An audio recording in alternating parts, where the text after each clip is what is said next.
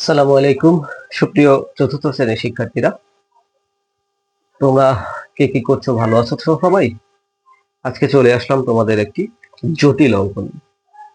গণিতের এই অঙ্কটা চ্যালেঞ্জ হিসাবে তোমাদেরকে দেওয়া হয়েছে এবং এটি খুব সহজ একটি অঙ্ক। আমি করে দেখাবো, ভয় পাওয়ার কোনো কারণ নেই। তোমাদের বইয়ের 43 নং পৃষ্ঠা 3 নম্বর অধ্যায় গুণনের যে অঙ্কটি, খালি ঘরে সঠিক সংখ্যা বসাও, সঠিক অঙ্কটি বসাও। দেখো এই অঙ্কটি কি রয়েছে।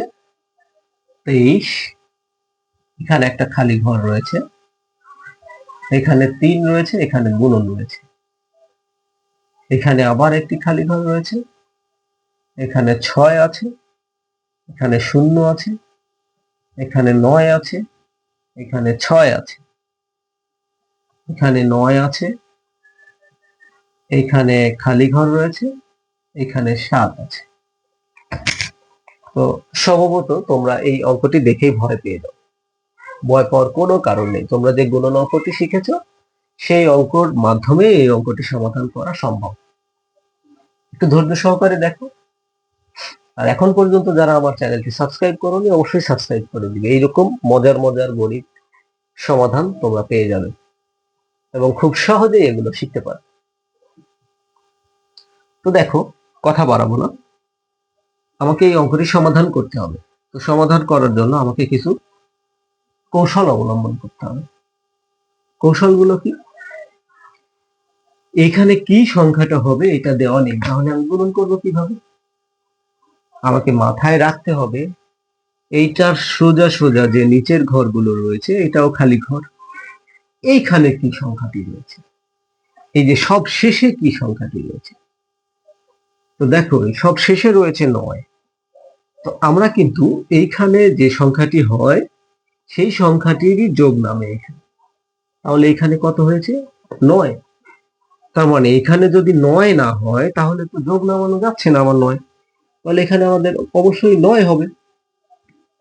এটুকু তো বুঝতে পেরেছো? তাহলে এই 9 হলেই তো এখানে 9 হবে।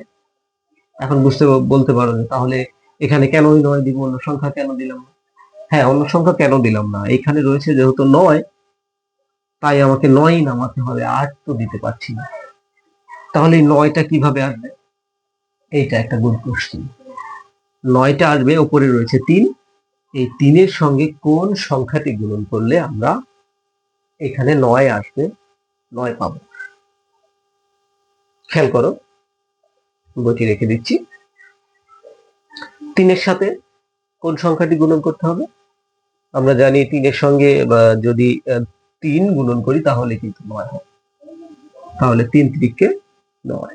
এখানে যদি 3 বসাই তাহলে এই 3 আর 3 গুণন করে হচ্ছে 9, তার মানে এখানেও 9 চলে আসবে। এখন এই 3 দিয়ে 2-কে গুণন করি, 3 দুগুণে 6, এই যে দেখো মিলে গেছে 6। একটা ঘর আমরা কি কেটে দিব। একটা ঘর কেটে দেওয়ার পরে আমাদের আবার এইখান থেকে গুণন করতে হবে, আরেকটি সংখ্যা রয়েছে। তাহলে 3 আর 3 গুণন করলে 9, মিলে গেছে কিন্তু। 3 আর 2 গুণন করলে 6, এটাও কিন্তু মিলে গেছে। খুবই সহজ। তাহলে আমরা কি করি? সবশেষে আমরা কি যোগ করে দিই গুণনের অঙ্ক। গুণন মানে কি বলতে পারবে? গুণন কি? গুণন হলো যোগের সংক্ষিপ্ত রূপ। তাহলে আমরা এখানে যোগ করে দিব। তাহলে 9 করতে 9, 9 6 15 5, হাতে আমার 1, এই যে 6 1 7, অঙ্ক কিন্তু মিলে গেছে। ম্যাজিক না? চ্যালেঞ্জ দিলে কি হবে? আমরা এসব চ্যালেঞ্জ তুড়ি মেরে উড়িয়ে দিব। আজকে এই অঙ্কটি করাবো, আর একটি অঙ্ক করাবো না। তোমরা এই অঙ্কটি নিজেরা প্র্যাকটিস করবে এবং নিজেরা সলভ করবে, তারপরে আমাকে বলবে পরবর্তী অঙ্ক আমি সমাধান। আজকে এই পর্যন্তই। আল্লাহ হাফেজ।